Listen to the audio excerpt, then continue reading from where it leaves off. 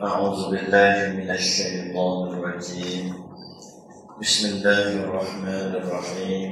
الحمد لله رب العالمين الرحمن الرحيم مالك يوم الدين إياك نعبد وإياك نستعين اهدنا الصراط المستقيم صراط الذين أنعمت عليهم غير المغضوب عليهم ولا الضالين آمين.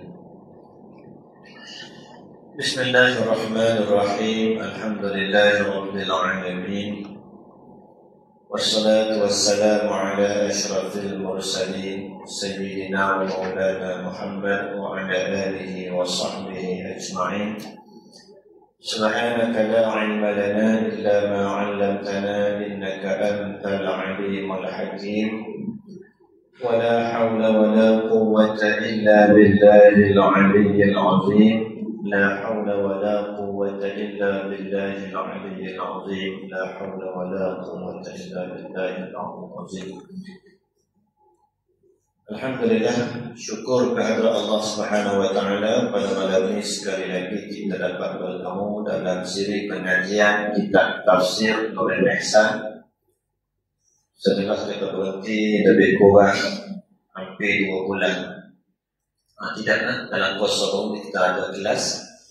Mana kita berhenti sah, kemudian malam ini kita sambung pada muka surat 16. Tuan-tuan ya, pada muka surat 16. InsyaAllah kita akan tafsirkan ayat yang ke-42.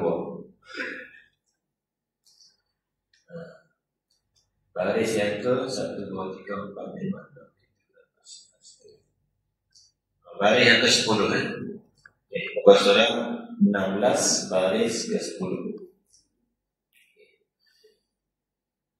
Jadi Alhamdulillah. Jadi insyaAllah sebelum kita tafsirkan ayat ini, marilah sama-sama kita baca. Kita baca serta. A'udzu billahi minasy syaithanir rajim.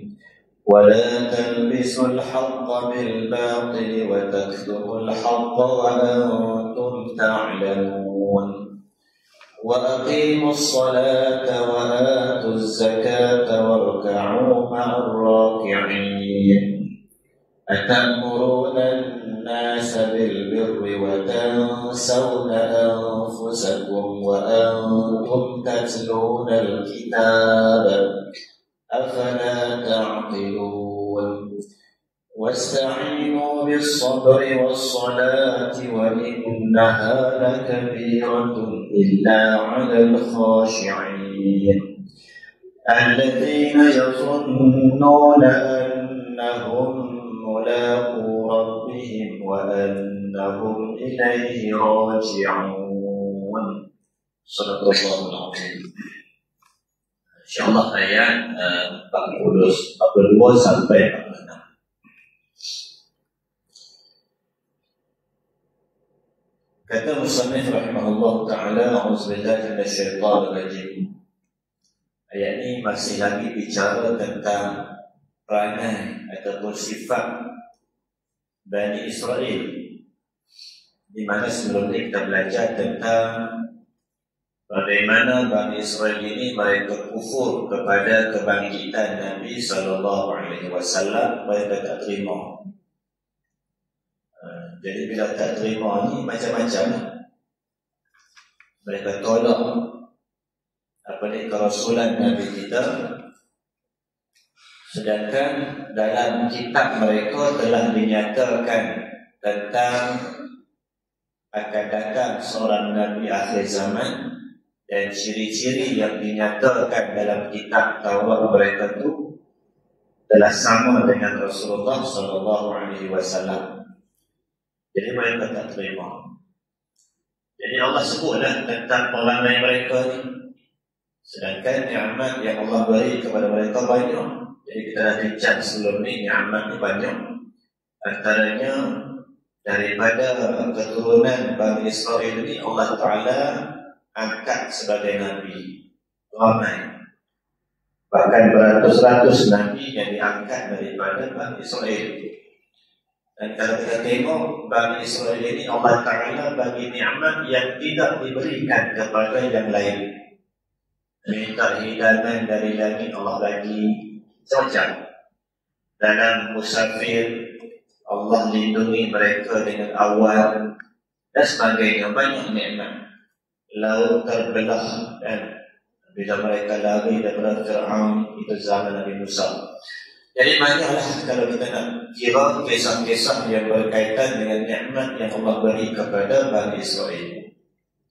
Tapi mereka sanggup kufur kepada Allah Subhanahu wa Ta'ala kerana apa yang ditakdirkan oleh Allah, iaitu kerasulan Nabi akhir zaman itu tak sama dengan kehendak mereka. Itu saja.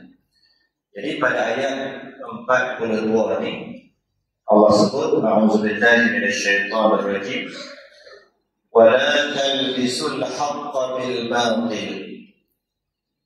Maknanya jangan kamu campur akan yang benar yang aku turun atas kamu itu dengan yang batil yang kamu perbuat akan dia, yakni yang kamu tokok tambah ataupun yang kamu ubah.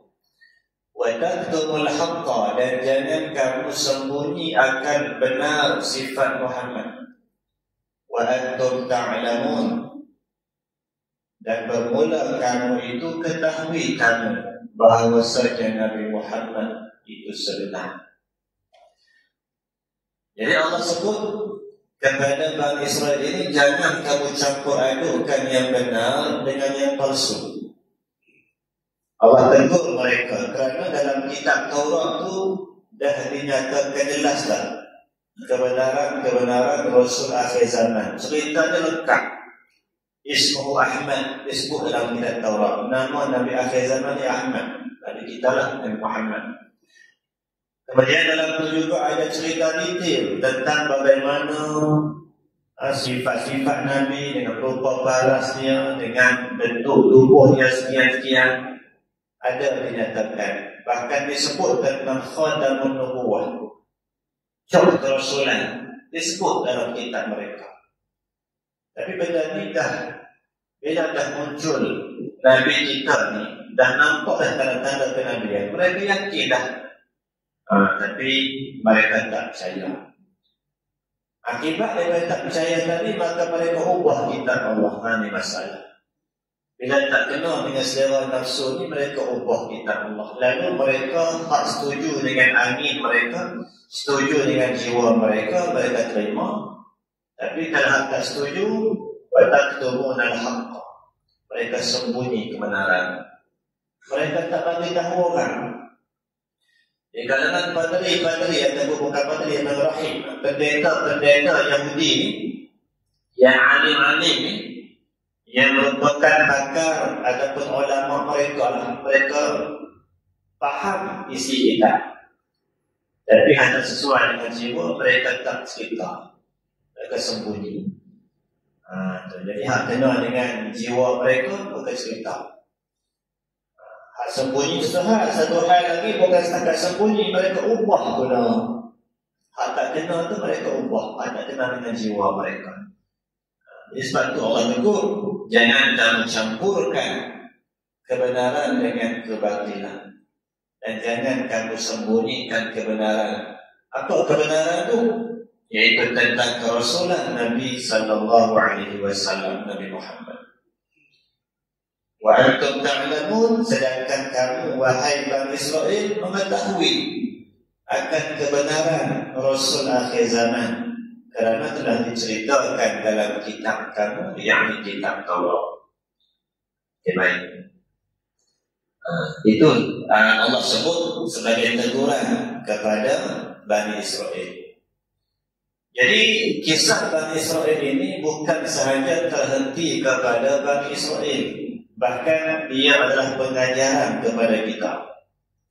Kadang-kadang kita yang bukan Bani Israel ini juga, kadang-kadang kalau tak kenal dengan jiwa kita, kita cuba nak berdoa dalil.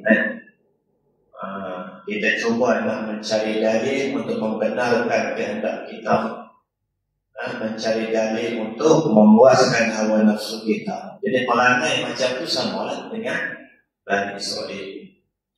Okay, baik.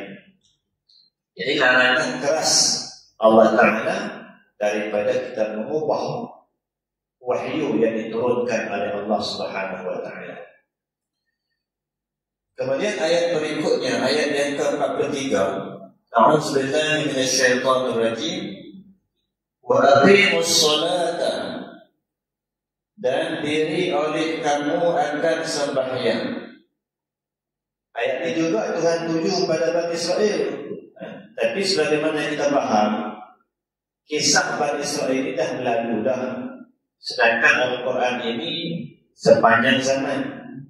Maknanya ulama buat kaedah al-ibratu bi'umumil lafzi la bi khususis sabab. Pengajaran yang kita nak ambil itu berdasarkan umum ayat. Jangan tengok kepada sebab turunnya. Kepada siapa Allah turun ayat ini, jangan tengok dulu. Tapi kita tengok kepada teguran umum Allah Ta'ala kepada kita semua. Maka Tuhan kata, wa aqimus salata, dan diri oleh kamu akan sembahyang 5 waktu. Sembahyang 5 waktu. Jadi Allah Ta'ala bila dia perintahkan sembahyang, Allah guna kalimah aqimu. Aqimu ni bahasa Arab daripada wazan af'ala. Aqama yuqimu. Dengan makna apa dia? Maknanya kita menyempurnakannya. Menyempurnakan dengan segala rukun dan segala syarat. Itu makna iqamah, makna mendirikan. Mendirikan ini bukan setakat sembahyang saja. Masuk waktu, ambil sembahyang, takbir, selesai dengan salat. Bukan tu. Mendirikan sembahyang ni, kita jaga hak sembahyang. Sembahyang tu nak apa? Dia nak kita sempurnakan dia. Jadi kalau setakat sembahyang lebih kurang tu, tak sampai lagi tuntutannya. Maka nak sembahyang yang sempurna ni ialah bitawfir syurutiha wa arkaniha, ulama kata. Dengan kita menyempurnakan syarat dan rukunnya. Syarat sembahyang masuk ke dalam ambil sembahyang dia kena betul.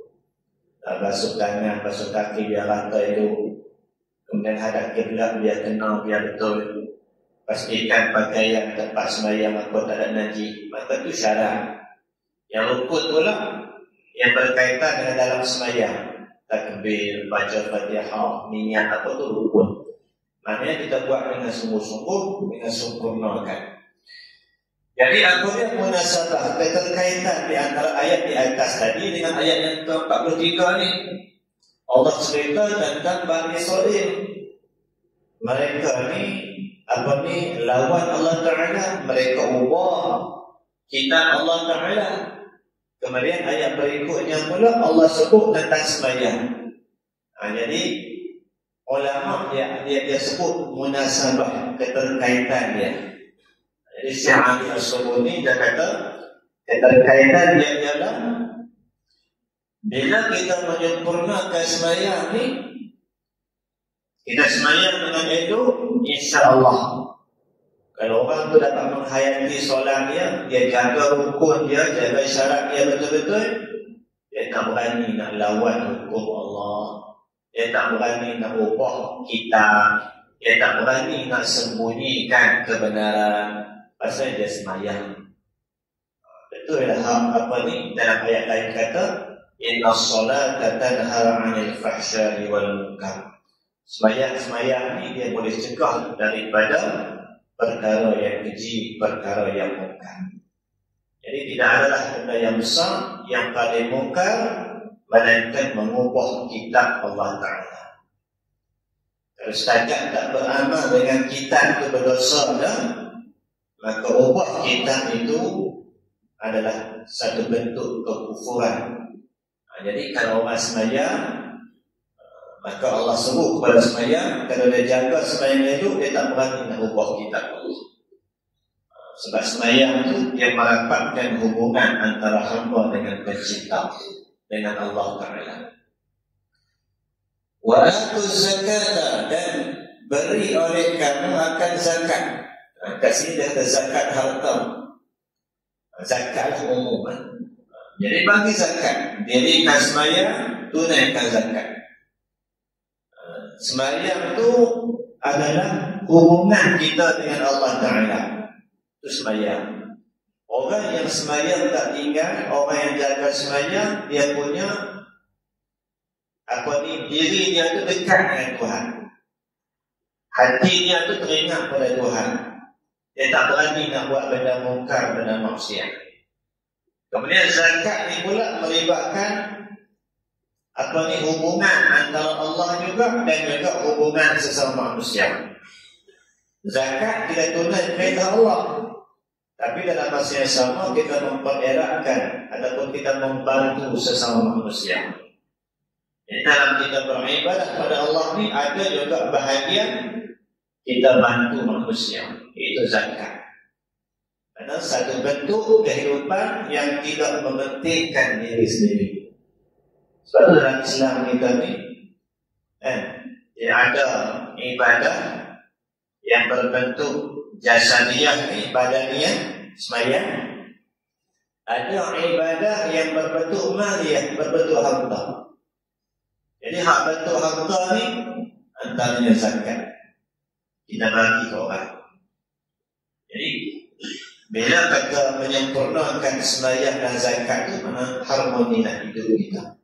Dan jiwa kita tenang dengan sembahyang, kemudian hubungan kita dengan manusia itu akan baik melalui zakat. Yang susah kita bantu. Kemudian warka'u ma'ar raki'in, dan sembahyang oleh kamu seperti segala orang yang sembahyang. Siapa dia orang sembahyang tu? Nabi Muhammad dan segala sahabatnya. Jadi dua kalilah ulang berkaitan sembahyang. Tadi Allah kata aqimus shalah, dirikan sembahyang. Itu perintah umum supaya sembahyang. Keluar zakat, kemudian Allah ulang balik dengan sembahyang. Kali kedua ulang ni Allah sebut warka'u, rukuk. Rukuk itu sembahyang lah. Mana sembahyanglah kamu bersama dengan orang-orang yang sembahyang. Mana apa tu?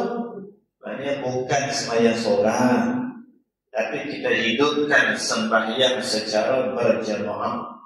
Maka ayat ni lebih khusus lagi nya Allah tuju kepada Bani Israel supaya mereka ramai-ramai beriman kepada Nabi dan dekatkan diri dengan Allah dengan sembahyang. Dan cubalah berjemaah di belakang Nabi dan para sahabat. Jadi kita pun samalah. Allah tuju pada kita perintah sembahyang. Mana kita sempurnakan sembahyang. Kita belajar rukun sembahyang, kita belajar syarat sembahyang. Kemudian dia tak badan dan kita buat seorang. Atau kita datang ke masjid, kita pergi ke surau, atau paling tidak kita panggil anak isteri kita sembahyang berjemaah bersama dengan mereka. Ini bentuk satu perintah Allah untuk mengeratkan hubungan sesama kita. Kelebihan orang Islam itu dia bersaudara. Innamal mu'minuna ikhwah.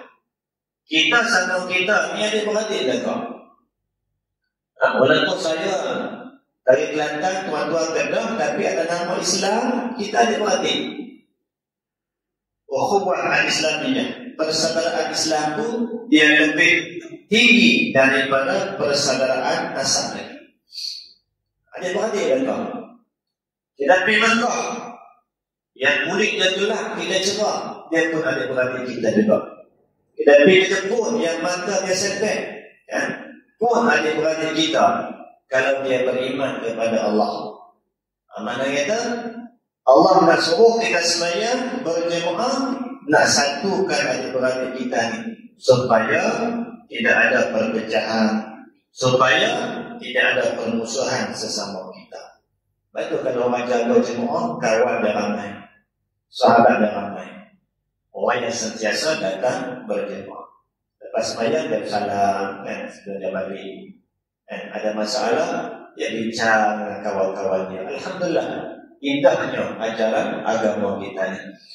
Maka inilah yang kita sepatutnya praktikkan dalam kehidupan sehari-hari kita. Sebab tu kita nak jadi orang baik ni, nak didik anak jadi orang baik pun samalah. Kita kena perbetulkan sembahyang, dan seboleh-bolehnya kita bawa mereka datang berjemaah bersama dengan kita sebaik-baiknya. Adapun sekurang-kurangnya kita sembahyang berjemaah bersama dengan mereka. Kalau tak ada di masjid, kita sembahyang di rumah untuk mengharapkan hubungan kita dengan mana. Okey, baik. Habis itu. Kemudian ayat berikutnya tu tajuk dia kata turun pada ulama Yahudi. Cerita ini ada sebut lepas ni dalam ayat yang ke-44 ni.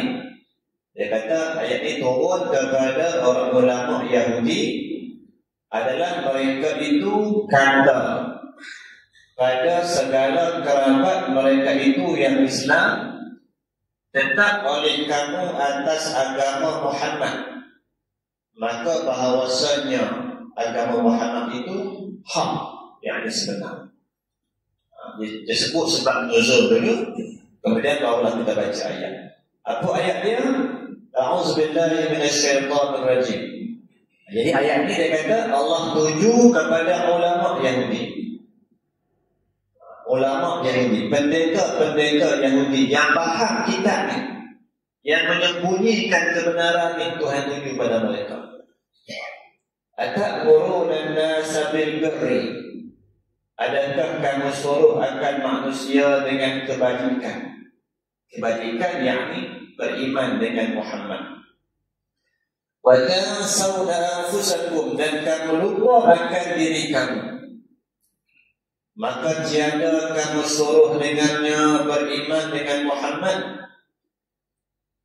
Wa antum tatluna al-kitab, dan kamu itu baca kamu baca kitab Taurat,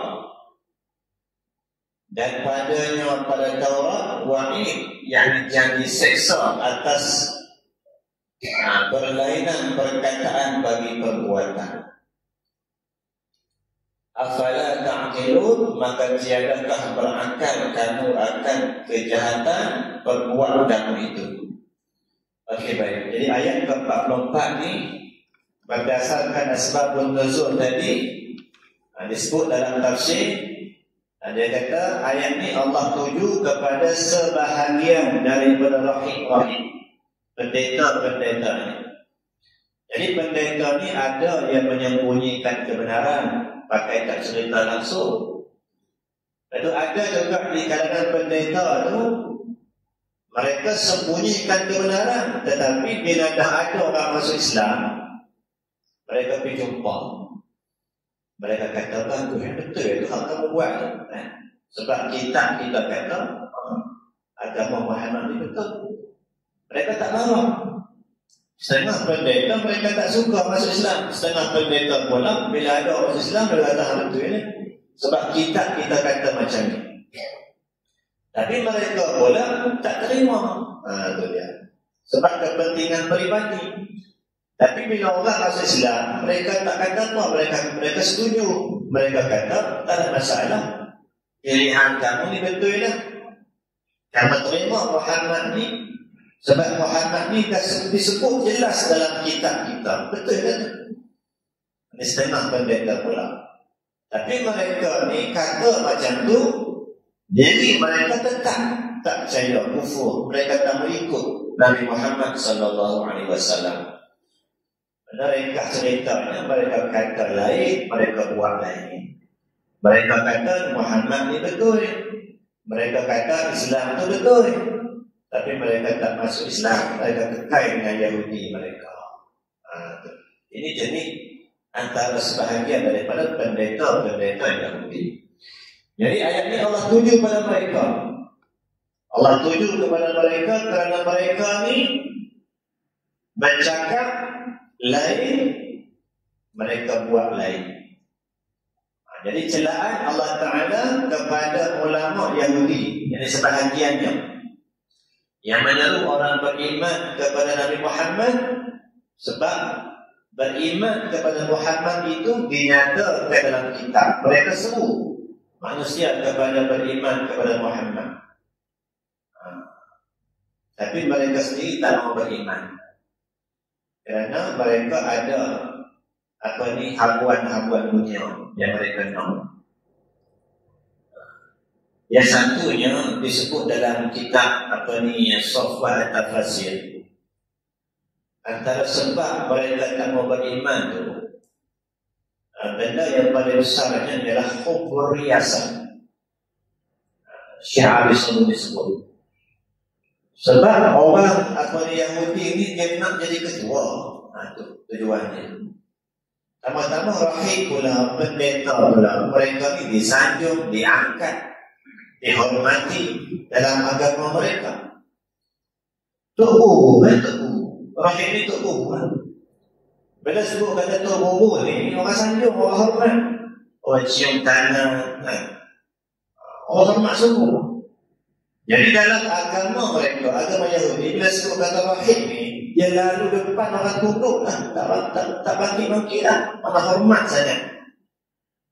Jadi hubbur riyasah, mereka cinta kepada jawatan ketua tadi. Jadi bila mereka isytihar, mereka beriman kepada Muhammad, kepada Nabi kita, tak ada lah. Tak kata mereka disanjungi, dihormati, tak ada lah. Sebab pada masa Nabi itu, orang yang beriman akan menyanjungi Rasulullah SAW. Ada apa berjumpa Rasulullah, masalah apa bercerita kepada Rasulullah, maka mereka tak akan jumpa lagi rahib-rahib kerana mereka beriman kepada Allah. Itu ceritanya.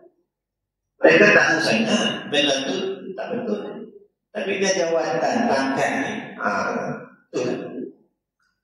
Tak kira lah tuan-tuan duduk zaman mana sekalipun, kalau orang yang ada kegilaan, kecintaan kepada pangkat ni, mereka akan nak jaga juga status mereka, walaupun terpaksa berbohong, terpaksa menyembunyikan kebenaran dan sebagainya. Itu puncanya. Jadi sebab itulah timbulnya mereka bercakap lain, buat lain. Mereka bercakap itu sebab dalam kitab itu ada cerita tentang Rasul akhir zaman. Ini setengah rahib lah. Setengah rahib dia sembunyi terus. Setengah rahib dia bercakap, dia cerita tentang Rasulullah Muhammad.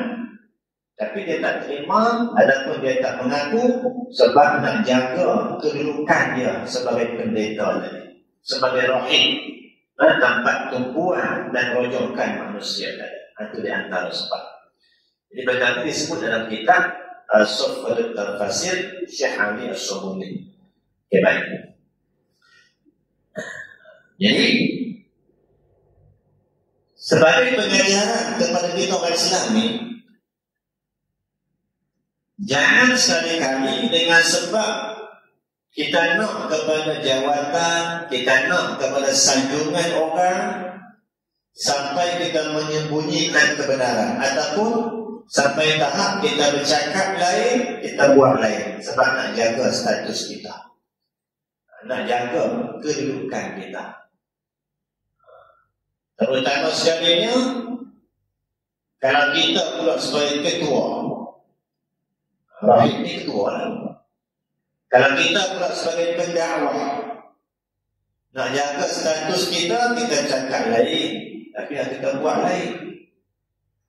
Jadi antara yang disebut bahawa kita mestilah ikhlas dalam menyampaikan sesuatu perkara, terutama sekali dalam kita berdakwah kepada manusia.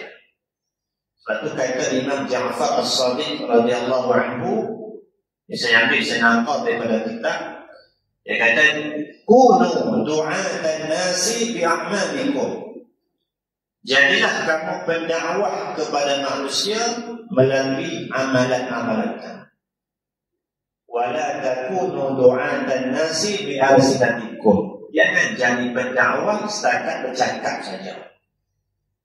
Jadi orang ramai ni orang dakwah ni cakap, kena buat mengiang, ni kena mengiang, cakap. Tapi main tak praktik, dia sendiri tak buat. Itu tadi bangun. Atau Quran kedua tu kan, kabur Allah ta'ala indallah an taqulu ma la taf'alun. Allah sangat murka ni, kita cakap lain, kita buat lain. Ini perbuatan Bani Israel. Allah sangat murka. Jadi pengajaran kepada dia jangan macam tu. Kalau dapat sebagai pendakwah, kalau kita cakap tu kena buat. Jangan nampak baik pada percakapan, tapi perbuatan kita tak sama dengan apa yang kita cakap. Sebab tu Imam Ja'far tadi dia kata, kamu jadikan berdakwah kepada manusia ni melalui contoh amalan. Jangan kamu jadi berdakwah semata-mata dengan bercakap, dengan lidah saja. Setakat nak cakap semua boleh cakap. Yang paling penting Nabi dah ajar kepada kita. Nabi banyak orang bercakap, tapi Nabi banyak menunjukkan contoh dalam dakwah Nabi. Nabi tak bercakap, Nabi banyak tunjuk contoh melalui amalan, melalui akhlak dan sebagainya. Okey, baik. Jadi kita masuk kepada ayat yang ke-45. Wasta'inu bis-sabri was-salah, dan minta tolong oleh kamu atas segala pekerjaan agama kamu itu dengan banyak sabar dan sembahyang. Mana banyak sembahyang. Jadi dalam pekerjaan kita, dalam urusan kehidupan kita ni, kita kena banyak sembahyang, kena banyak sabar. Kalau kita sabar, insya-Allah segala yang susah Allah permudahkan kepada kita. Apa dia sabar? Sabar ni dalam kitab dalam tafsir Jalalain dia kata al-habsu bin nafsi ala ma tukrah. Mana kita tahan diri kita akan benda yang kita tak suka. Itu sabar. Benda kita tak suka, kita tahan juga. Banyak sabar ni, sabar dalam melakukan amalan. Contoh kata amalan yang berat. Apa dia antaranya nak bagi zakat sedekah berat. Sedekah ni melibatkan duit kan. Duit-duit ini bukan dapat cuma, kena kerja, kena cari. Nak bagi itu susah. Kita tahan. Kita tahan tu kita sabar bagi juga. Antaranya dalam kasih amalan kita, contoh kata sembahyang. Kita sembahyang subuh pula, dah tidur lewat malam dah, pukul 1 baru lena, nak bangkit pukul awal, pukul 5.30, pukul 6 tu, ngantuk. Nanti kita sabar, mana kita tahan juga benda yang kita tak suka. Itu mana sabar. Jadi dalam urusan kita harian ini, kita kena wasta'inu bis-sabri was-salah. Kita minta tolong melalui banyak sabar dan banyak sembahyang. Dan pada hadis Nabi adalah Nabi SAW apabila menyusahkan dia oleh satu perkara, menyegera ia kepada sembahyang. Ini perangai Nabi. Nabi SAW dia kata bila Nabi ni berada dalam kesusahan, dalam kesulitan, dalam kepayahan, rasa terbeban, rasa berat, maka Nabi terus sembahyang. Sebab Nabi ni dia mengekalkan wudu. Nabi ni kalau ambil air sembahyang, kalau dia batal, dia ambil terus, dia sambung. Dia tak tutup wudu Nabi sampai tidur malam. Bahkan ada setengah orang kata tidur malam Nabi pun tak pandai wudu. Sebab Nabi kata macam kita juga mati. Nabi hati dia jaga. Kita tidur dia mati lah. Orang kata di laut tak sedar lah. Jadi Nabi ni dia muazabah, mana dia selalu berada dalam keadaan wudu. Jadi bila Nabi ni ada suatu masalah ataupun ada benda lah yang menjadi kemusykilan ataupun dia rasa berat, sempit dada dan sebagainya, maka Nabi terus sembahyang. Sembahyanglah apa pun. Sembahyang sunat hajat, sembahyang sunat mutlak atau apa, sembahyang. Sebab dengan sembahyang itu dia meringankan bebanan hidup kita, tuan-tuan. Tapi dia kena selalu dia jadi sebagai rutin, mana jadi sebagai adat kita. Ada masalah, contoh kata berkelahi laki bini, berhenti sat, pergi ambil semayang. Ambil semayang, ada kebelah semayang Allahu Akbar. Setiap lepas tak kelainan, tak sambung lah insyaAllah. Ada kurang Nabi kata kalau tak semayang pun, kalau dia tak berkelai, nak marah, ambil semayang tak apa dah. Tapi Nabi tak, Nabi ni ada masalah apa pun, dia semayang. Sebab semayang ni tuan-tuan, menenangkan jiwa kita. Menenangkan jiwa. Tapi bukan semua Allah bagi macam tu dah. Ada orang semayang sama ya Ustaz Saya ni semayang, tak semayang tu dah gini susah hati. Dia tak rasa susah hati. Semayang tak. Tak habis lagi tu. Ada sambungan dia. Kenapa susah hati tu? Wa innaha lakabiratun illa 'alal khashi'in. Itu sambungan dia. Dan bahawasanya sembahyang itu sangat berat atas nafsu seseorang, melainkan atas segala orang yang khusyuk, yang soleh-soleh, cenderung kepada Tuhan. Itu huraian. Huraian khusyuk itu mana orang yang cenderung kepada ketaatan. Jadi sembahyang yang betul-betul berkualiti, sembahyang yang menenangkan jiwa kita ni, sembahyang yang bila kita ada masalah, kita sembahyang berhenti masalah. Sembahyang macam mana Nabi kata? Allah kata, sembahyang dengan khusyuk. Terus takkan sembahyang itu lalai, daripada takbir sampai salam, tak tahu pergi mana, pikiran kita ni melayang ikut dah, maka sembahyang macam tu dia tak rasa ketenangan. Dan dia tidak boleh menghilangkan stres kita. Tidak boleh menghilangkan masalah. Hak menghilangkan masalah ni sembahyang yang khusyuk. Dan Allah kata sembahyang ni berat. Berat sembahyang ni. Melainkan orang yang khusyuk saja yang tidak berat, yang rasa ringan. Jadi orang yang khusyuk tu dalam ni kata apa dia? Orang yang cenderung kepada Tuhan. Dalam teks asal dia, dalam kitab dalam kitab Tafsir Jalalain, dia sebut, dia kata al-khashi'in yani as-sakinina ila ta'ah. Orang yang tenang hatinya melakukan ketaatan kepada Allah. Atau al-khusyuk. Segala perintah Allah dia tenang. Maka sembahyang itu perintah Allah. Maka sembahyang itu dia terima dalam bentuk ketenangan.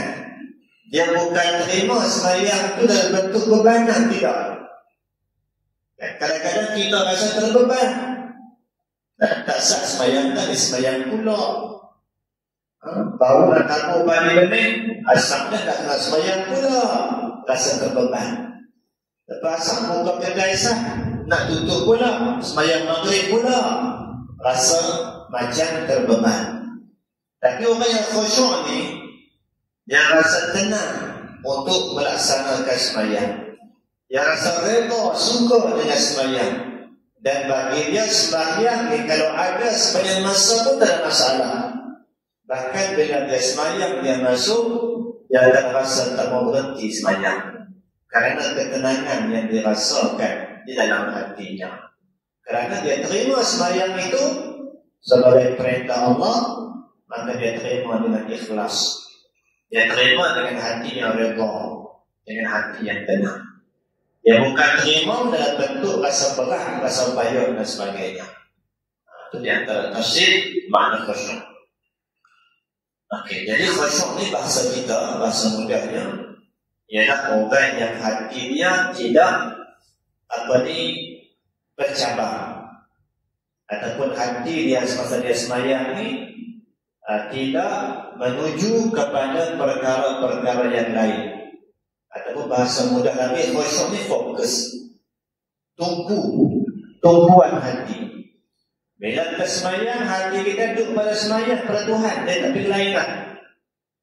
Hati kita tak pergi ke pasar malam, hati tak pergi ke kedai roti, hati tak pergi kepada nak kira duit, nampak tak ada. Itu makna khusyuk. Dan khusyuk itu satu bentuk rahmat Allah Ta'ala yang Allah beri kepada sesiapa yang dikehendakinya. Dengan syarat kita melakukan solat tadi itu, kita lakukan dengan ikhlas kepada Allah. Kita lakukan dengan ikhlas betul-betul, insya-Allah Allah akan campurkan rasa khusyuk di dalam hati kita, insya-Allah. Sebab itu pemberian daripada Allah Subhanahu wa Ta'ala. Okay, baik. Kemudian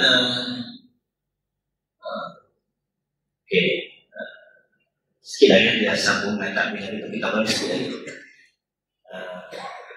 Satu ayat lagi, ayat 46. Ini nak menghuraikan ciri-ciri orang yang khusyuk tadi. Bagaimana orang yang khusyuk ini? Maka Allah sebut dalam ayat yang ke-46 yang terakhir pada malam ini. A'udzu billahi minasyaitonir rajim. Alladzina yazunnuna annahum mulaqu rabbihim. Yaitu segala mereka yang yakin mereka itu.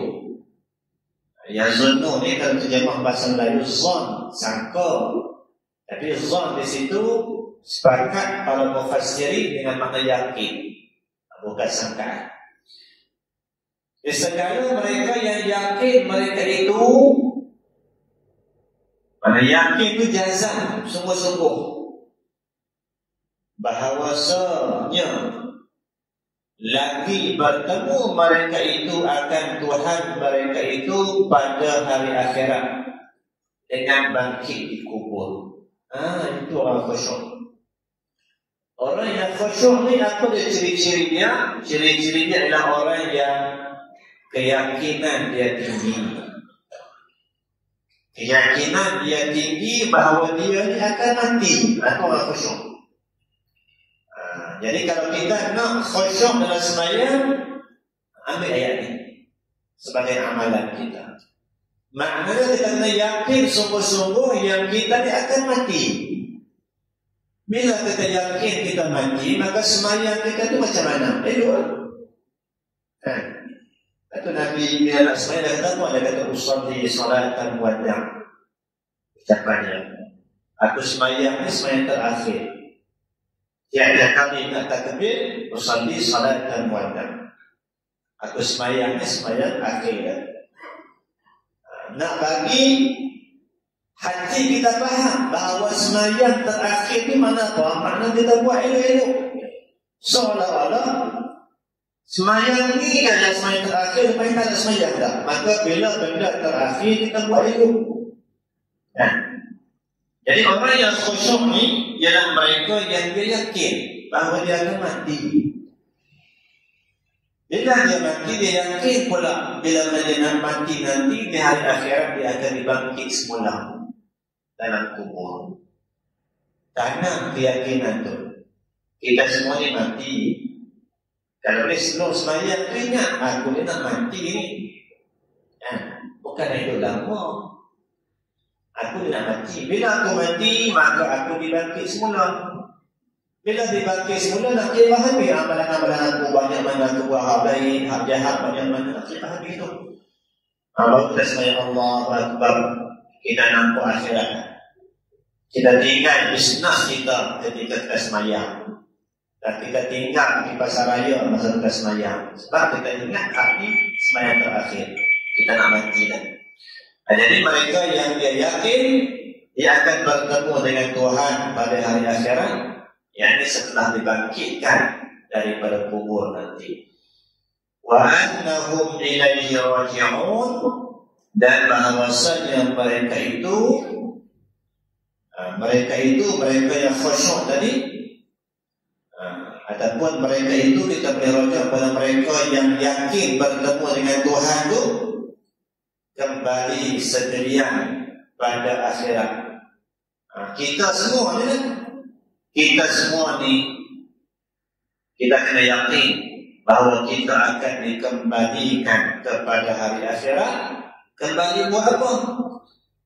Maka membalas ya Allah akan mereka itu atas amalan masing-masing, baik dan jahat.